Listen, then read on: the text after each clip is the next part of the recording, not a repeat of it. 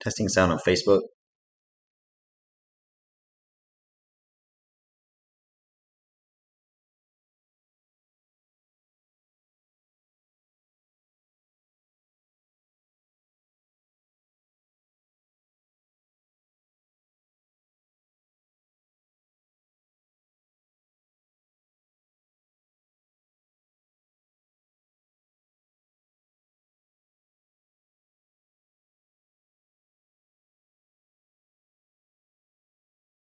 Testing sound on YouTube.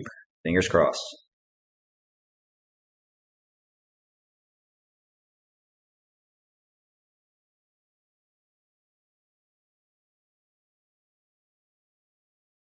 All right, that's good enough for me. We're going to go ahead and get started here in just a quick moment. Go ahead and get some people to join up here. Appreciate you joining and being patient with some technical difficulties, but it looks like everything is good to run here, and we'll get started here in a few seconds.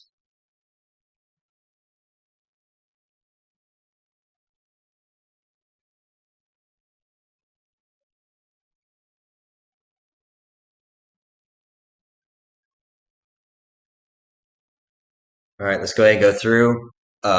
As always, if there's any issues, please just let us know in the comments and we will try and get that fixed right away. So let's go ahead and get started. Thanks for joining. My name is Kevin Gilmore with the National Weather Service New Orleans Baton Rouge office located in Slidell, Louisiana. We're going to go ahead and start with the 4 p.m. update from the National Hurricane Center. We do have some changes to discuss as we have this significant impact of this significant storm on the way towards portions of southeast Louisiana.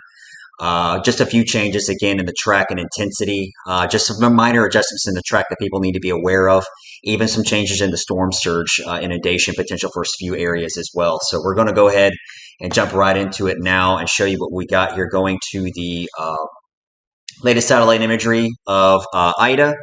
This is the storm of watching right here. This is Hurricane Ida, which is looking relatively impressive, especially right now. This is a pretty impressive system now in the central Gulf of Mexico, and it's continuing up towards the northwest. The storm will continue to strengthen. That is still forecast, and that has not changed at all. The storm will continue off into the northwest. We may see some brightening and kind of some tightening up of the circulation, some cooler cloud tops as well as the storm also continues off and strengthens. So again, this is the storm we are concerned about, very much right in the middle of your screen. If I kind of show you exactly what areas look like, this is the coast of Texas. Here we got Louisiana, Mississippi, there's Alabama, and then Florida. If you can't really see it with my very crude drawing of southeast United States, this is where we're at about in proximity to Hurricane Ida. Still, as we saw the storm before, came across near Jamaica just a few days ago, came across the Isle of Youth, crossing the western tip of Cuba, and then going into the northwestern Gulf of Mexico. So there is no change in this direction at all. It is still forecast to progress off towards the northwest. There's no deviation expected, no crazy turns or no any surprises in this track. All model guidance is very consistent with this storm to continue off towards the northwest and impacting portions of southern and southeastern Louisiana and southern Mississippi. So this still remains a significant risk and a life-threatening risk for weather conditions across the area starting tomorrow. So we're going to get more into that here in just one quick moment. Let's go ahead and jump back over to the image slideshow that I got ready for you here to show you what we got with the latest slides. So as you saw the briefing that we did earlier earlier this afternoon around 2 o'clock, we did talk a lot about where you can find yourself on a map. And I went into a large talk about that, about the importance of knowing that. I'm not going to get as much details for this one, but just quick and easy. Very important to know where you are on a map, where you live on a map. For example, if you live in Covington, you need to be aware you live in St. Tammany Parish, and the parishes around you is Tangipahoa, Washington, and then you got Pearl River and Hancock counties to your east. Just be aware of your surroundings, because if we're ever talking about a hazard in these counties, it could impact your area. And also the fact that I'm going to be showing you a lot of graphics here coming up in just a quick moment. And I can't go around and single out individual city names. If you want to know the forecast in Woodville up in Wilkinson County, well, I can't give you the entire forecast, the winds, the rain, the temperatures, anything you're interested in.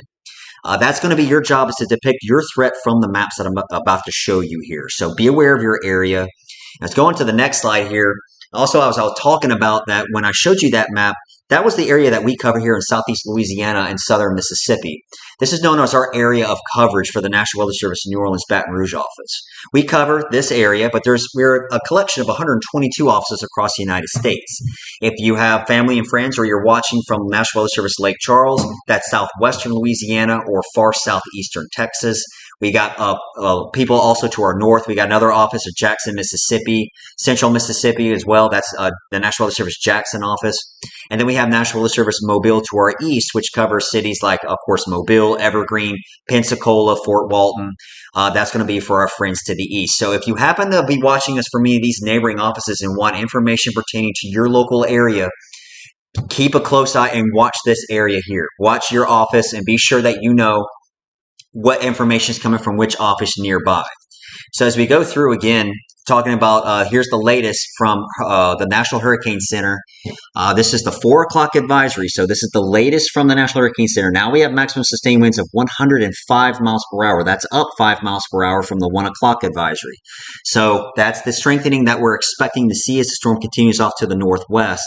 So we're going to see the storm likely become a major hurricane later tonight, if not early tomorrow, and continue off to the northwest, impacting southeastern Louisiana. This will be a significant and serious situation. We're talking about all modes of significant impacts will be likely, including damaging wind damage. We're talking about widespread power outages, flooding rain, surge, and isolated tornadoes, all going to be an extreme risk that we're going to have to watch for as this hurricane continues. So this is not a possibility.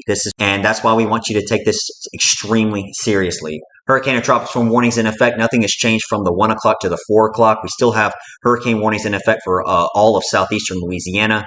Tropical storm warnings surround the area up towards our southwestern Mississippi counties and coastal Mississippi counties.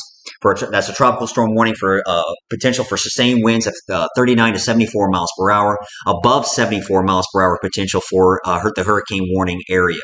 So you remember what we were talking about with the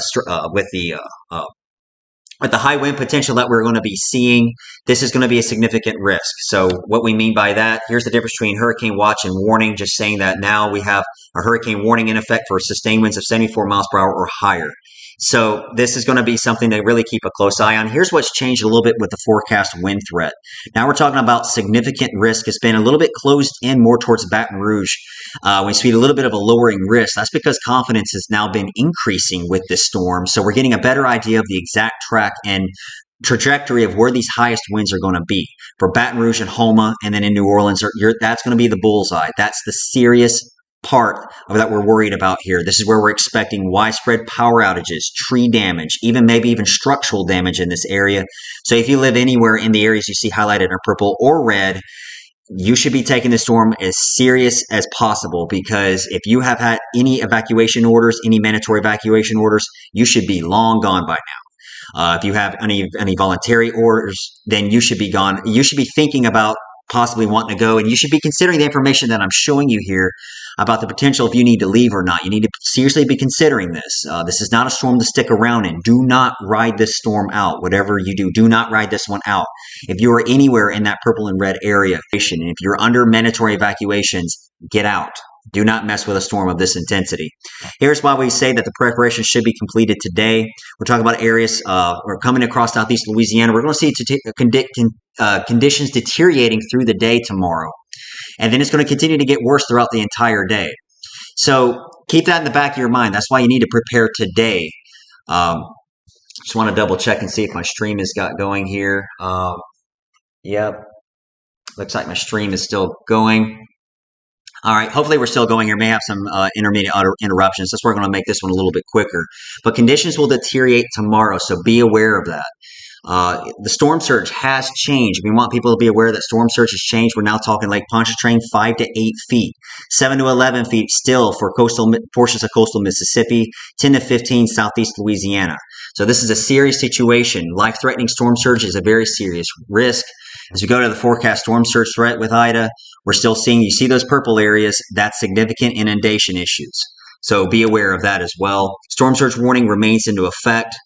This is still, again, if you're anywhere that typically sees inundation from storm surge, from coastal flooding, this is going to be pretty bad for you. You need to get out. Also, the next risk is flooding rain. This is still a significant risk for Baton Rouge to Covington to New Orleans and Houma. Be aware of that. This is, again, strongly consider protective actions, especially if you live in an area that typically gets flooded from this storm. Flash flood watch, of course, remains in effect. Also, this is the latest rainfall totals that we're seeing with the system. We're talking around even 15 to 20 inch potential now in this area.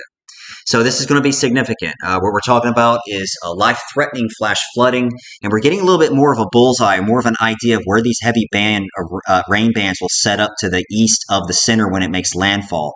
And it's looking like it's going to be right along the I-55 corridor, and that includes portions near New Orleans and Covington. But don't just look at that center bullseye. That's a large area of very high precipitation that could be impacting a large portion of southeast Louisiana and southern Mississippi. Be aware for our friends in Macomb, the rain totals have increased. That includes Pike and Walthall County. All across all 4 southwest counties of Mississippi, the rainfall totals have increased. So keep that in the back of your mind as well, that if you have evacuated a little bit further inland into southeast Louisiana, you could still see problems. You could still see flooding rain conditions. And those who are from southeast Louisiana, you know that too much rain in a short amount of time over the same location just leads to trouble. And especially when we're talking about very heavy rainfall, that's even more trouble. That's why we're trying to express that this is a very serious situation. Forecast tornado wind threat with, still thinking the few tornadoes, isolated weak tornadoes possible in some of the heavier rain bands. Nothing's really changed there from any of the information that we were watching earlier. And then, of course, get a plan. Today's the day to do it. Do not hesitate. If you need to make plans, you need to do something, today's the day to do it. If you're thinking about doing it later today, do it later today. Don't do it tomorrow. It's going to be too late. Keep your disaster kit fresh, of course. This is something that if you happen to have kit from last year, please try and refresh these items. I know you're kind of running out of time, but either way, please take the storm extremely seriously. And of course, if you're planning to leave, please consider your pets. Not all shelters accept pets, so please think about that. That's something you need to think about. Do not leave your furry friends behind. Do not leave them behind if you're going to be evacuating. So we're going to take this right back here to the latest from Ida to show you again, if you're just joining, what we got with the latest track from Hurricane Ida. Please, again, this is a major serious situation. Maximum sustained winds of 105 miles per hour. That is a forecast to make landfall. Do not take this lightly. Hurricane warnings remain in effect. And pending we have any type of stream issues, I'm going to go back here and talk. You may see me kind of robotic-like with the bad stream, but hopefully I'm going to get my message out, because that's all that matters. Take this storm extremely seriously. This is a meteorologist I'm analyzing the storm as a meteorologist does. I know the structure. I know the forecast model guidance. We know what's going on. We have been communicating constantly with the experts at the National Hurricane Center. Take this one very seriously. That's why our job for the National Weather Service is protection of life and property. We're here for you. Okay, so take the storm extremely seriously, and hopefully you can hear me. I think my stream's a little bit scattered right now, but if you can hear this message, please take this seriously. We'll try and do more frequent Facebook Lives without any errors or interruptions with you. Thank you for joining, and thank you for hanging on this entire time, and we'll be